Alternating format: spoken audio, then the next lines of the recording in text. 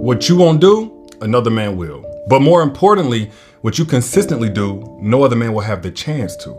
Like if you're consistently holding space for her, without judgment and without her having to split your attention with anything else, no other man can take your spot. Or if you're consistently reassuring her, leaving no room for doubt about what you're doing when she's not around, no man can wreck your home. Because for a good woman, the real home wrecker is neglect, inconsistency, disrespect. Not a man with more than you, because there's always going to be a man who can buy her nicer things or looks better on paper. But there's never a replacement for a man who gets up every single day and earns her love even after she's already given it to him. Contrary to what you might see on social media, real women are not thirsty for just any man's attention, but they do gravitate towards appreciation. So your only job is to make sure it's coming from you, and her loyalty is going to do the rest. Now, the only room a man could potentially find in your relationship is going to be in the gap between what you promise and what you practice. Not by you being flawed or by making one mistake, but by you repeating it until she became numb. And not because the man at work offered her flowers, but because she's been waiting for years for you to surprise her with them. Meanwhile, watching you splurge on all the things you like,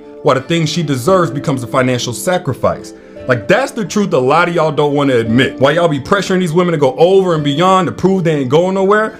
It's not because she's doing anything wrong. It's because you know she deserves better.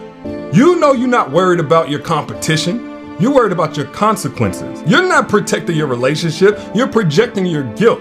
You only fear the opportunities other men have because of the overlooked responsibilities you're still ignoring. Like, keep it 100, man. The real threat to your relationship isn't some dude waiting to slide in. It's already settled in through your complacency. But it's up to you. You can either be so consistent that comparison becomes impossible, or keep being so inconsistent that replacement becomes inevitable.